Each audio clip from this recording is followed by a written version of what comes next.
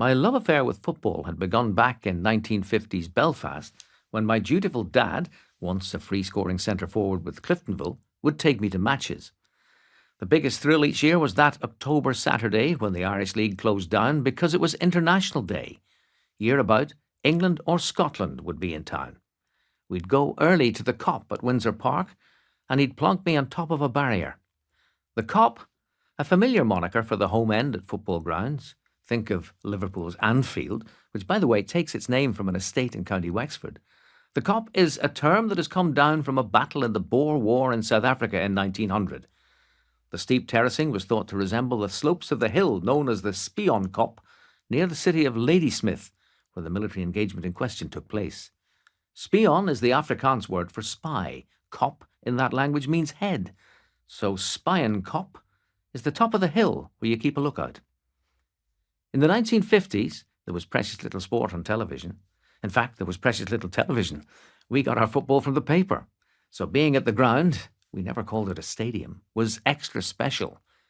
To see Harry Gregg, the Northern Ireland goalkeeper, right there in front of me, Bobby Charlton, his Manchester United teammate, scorching down the wing, those heroes from the back pages, up close and personal. And then, who would believe it? Northern Ireland qualified for the World Cup. This was sensational. All we would know would come courtesy of Malcolm Brodie, the doyen of Northern sports writers and sports editor of the Belfast Telegraph. I couldn't wait for the telly to come through the door each evening. Sweden in 1958 marked the birth of the legend of Brazil, Pelé at 17, the star of the show. And Northern Ireland reached the quarter-finals. Is it any wonder that this lad from the Cregagh Road, George Best's part of town, would get hooked? 20 years on, RTE had made a call, and I was in the airport in Madrid, waiting to board a flight to Buenos Aires and my very own first World Cup, Argentina, 1978.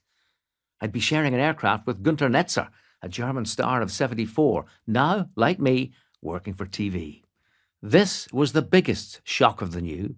With my shiny laminate, I'd be joining a club, and it wasn't just a commentators collective. Everywhere you looked, there were faces you recognised from big games gone by, now the purveyors of considered opinion.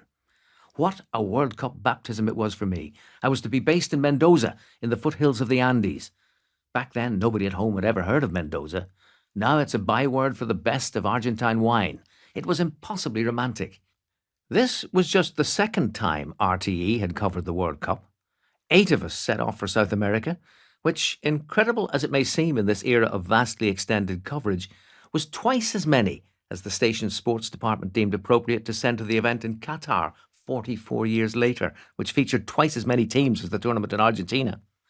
There were 4 commentators and 4 minders, for want of a better description. Co-commentators weren't standard in those days.